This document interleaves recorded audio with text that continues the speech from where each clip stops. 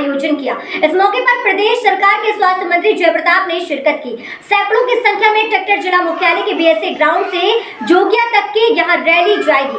आपको बता दें कि जहां उसका समापन किया जाएगा। इस मौके पर स्वास्थ्य मंत्री जय प्रताप सिंह खुद ही ट्रैक्टर चलाकर इस रैली का नेतृत्व कर रहे थे। सिद्धार्थनगर जिले में आज भाजपा पार्टी ने ट्रैक्टर रैली का आयोजन किया।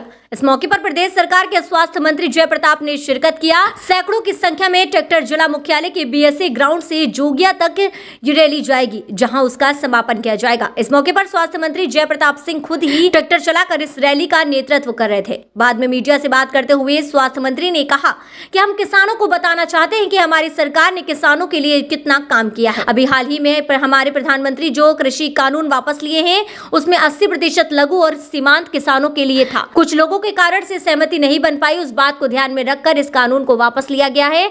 उन्होंने कहा कि आयोग को गठन करके किसानों के हित में लाएंगे। किसानों की एमएसपी और किसानों की तमाम मांगों पर जय प्रताप सिंह ने कहा कि इसको हटाने का कृषि बिल में बिल्कुल नहीं था। एमएसपी हमारा पहले भी था, आगे भी रहेगा। महंगाई के साथ एमएसपी का रेट भी बढ़ता है। इसमें फसल को जोड़ दिया गया है।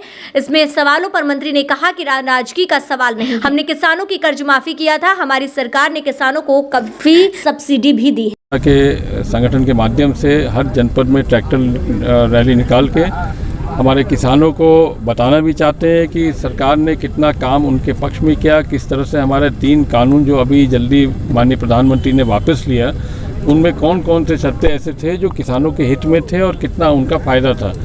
80% वो जो कृषि बिल बनाया भी गया था, उसमें 80% लोग लघु और सीमांत किसान के लिए बनाया गया था। परंतु जैसे आपने प्रधानमंत्री की बात सुनी भी कि मात्र कुछ लोग के कारण से सहमति नहीं बन पाई, उस बात को भी ध्यान में रखते हुए उन्होंने उस कानून को वापस लिया और फिर आयोग को गठित करने के बाद वो फिर उसको किसानों के हित में लाएंगे। जहाँ तक उनके मुद्दे थे, उन मुद्दों पर भी विचार किया जाएगा। जो मुद्दे हैं, कांग्रेस किसान फिर से आंदोलनरत रहे, एमएसपी की बात कर रहा, तमाम नए सब लागू कर रहे। नहीं, एमएसपी तो हमारा पहले भी था, आज भी है और कल भी रहेगा। एमएसपी को हटाने का उस 3 कृषि बिल में बिल्कुल नहीं था। 11 राउंड की बैठकों के बाद कृषि मंत्री के साथ और अन्य मंत्रियों के साथ ये बात एकदम स्पष्ट कर दिया गया था कि एमएसपी बिल्कुल नहीं हटेगा। पुरानी परंपरागत एमएसपी एक नियम था जो आज भी है और कल भी रहेगा, उसमें परिवर्तन नहीं होता है। मगर एमएसपी के रेट में जैसे जैसे महंगाई बढ़ती है, उसी तरह एमएसपी का रेट भी बढ़ता है और एमएसपी में बहुत सारे अन्य उत्पाद को भी जोड़ दिया गया है, जिसमें आज किसानों को और फ़ायदा होता है। मात्र धान और गेहूं का नहीं होता है, उसमें मक्का भी आ जाता है, आलू भी आ जाता है, उसमें सरसों भी आता है और बहुत सारे अन्य चीज़ भी है जिसमें एमएसपी जोड़ दिया जाता है। तो जो ट्रैक्टर रैली है, अभी कहीं कि किसानों को नाराजगी को दूर कम करने के लिए कहीं भाजपा का प्रयास तो नहीं है? नाराज़गी देखिए, इस तरह का नाराज़गी नहीं है। नाराज़गी खाली इस बात का है कि जो कृषि बिल के आने के बाद से और हमारी सरकार जब 2017 में आई थी तो हमने 86 लाख किसानों को 36,000 करोड़ का हमने 1 लाख तक कर्ज माफ़ी भी किया था। हमने क्रय केंद्रों को सुदृढ़ किया था।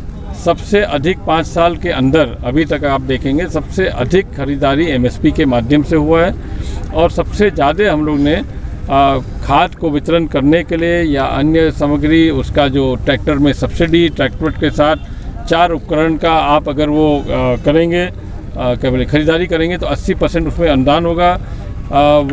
फार्मर मिलियन स्कूल को उसमें विशेषता उनको ट्रेनिंग देना, परीक्षण देना, ताकि वो जैविक खेती, प्राकृतिक खेती पर आना, ऐसे बहुत सारी चीज़ें हम लोग ने, और हर खेत में पानी भी देना, उसका सुनिश्चित करने के लिए इस सरकार ने और केंद्र सरकार के माध्यम से हम लोग ने काफ़ी काम किया भी है।